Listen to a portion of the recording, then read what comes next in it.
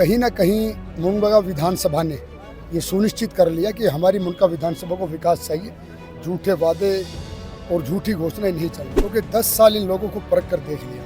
इन लोगों ने अगर जनता को कुछ दिया है तो रोहतक रोड पर सिर्फ गड्ढे ही गड्ढे, और बगैर बारिश के कमरुद्दीन नगर से लेकर और मेट्रो पिलर नंबर 506 मुंडका कच्ची सड़क पर सिर्फ जल भराव। आज का जो ये कार्यक्रम हुआ है, इसको सफलता को लेकर क्या कहेंगे? देखिए, ये जो मेरे युवा दोस्तों का उत्साह, मेरे बुजुर्ग भी थी, मेरी मातृशक्ति भी थी, और कहीं ना कहीं मुंडका विधानसभा ने ये सुनिश्चित कर लिया कि हमारी मुंडका विधानसभा को विकास चाहिए, झूठे वादे और झूठी घोषणाएं नहीं चाहिए।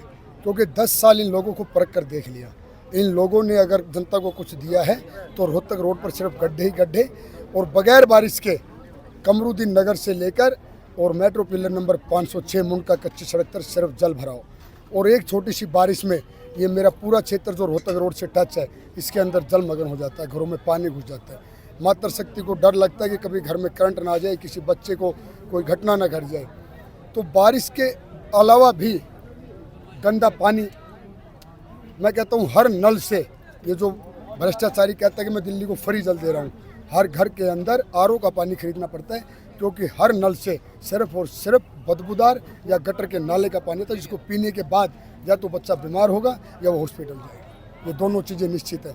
तो इसलिए इस बार दिल्ली की जनता ही नहीं, पूरी दिल्ली की जनता अपने मन के अंदर इन लोगों के प्रति आक्रोश दिखाकर कि आपने सिर्फ हमें ठगा है और मोदी जी की सारी योजनाओं से इस दिल्ली को वंचित रखा है। जैसे कि आयुष्मान योजना, अगर ये दिल्ली में आयुष्मान योजना लागू कर दे तो परिवार में जो भी 60 साल से ऊपर का बुजुर्ग या युवा है और उसको अचानक कोई भारी बीमारी हो जाए तो 5 लाख से लेकर 10 लाख रुपए तक का फ्री इलाज दिल्ली के किसी भी प्राइवेट हॉस्पिटल में फ्री हो। और मोदी जी देना चाहते हैं, लेकिन ये उनकी योजना को रोकना चाहता है। तो ये फर्क है करनी और कथनी में। खुद कुछ देना नहीं और केंद्र सरकार से कुछ लेने नहीं देना।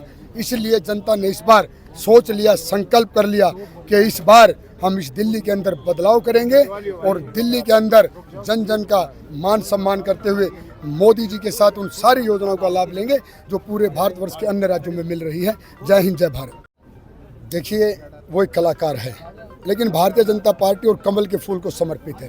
और सबसे बड़ी बात है, वो अपने सनातन धर्म को समर्पित है। उसने कुछ युवा साथियों की डिमांड पर जो एक कलाकार को गाने चाहिए, कोई कलाकार तो सबका होता है, उसने 1-2 गाने, अपने फिल्मी गाने भी गाए, लेकिन उसके अंदर जो छुपी हुई भावना है वो उसने अपने 1-2 गीतों के द्वारा ये जनता से आह्वान किया कि भारतीय जनता पार्टी को भी दिल्ली में लाना कितना ज़रूरी है और इस भ्रष्टाचारी को दिल्ली से हटाना कितना ज़रूरी है।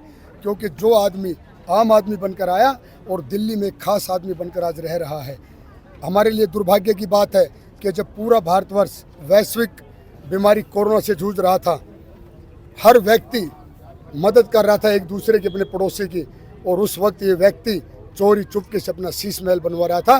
जनता भी इसकी एक एक बात को जाग चुकी, क्योंकि इसने मेरी मातृशक्ति को एक ऐसा धोखा दिया है। दिल्ली के अंदर शराब नीति लाकर कोई भी माता नहीं चाहेगी कि मेरा बच्चा नशे की लत में पड़े, लेकिन इसने दिल्ली को नशे की लत में झोंका और भारतीय जनता पार्टी ने इसके मंसूबों को कामयाब नहीं होने दिया।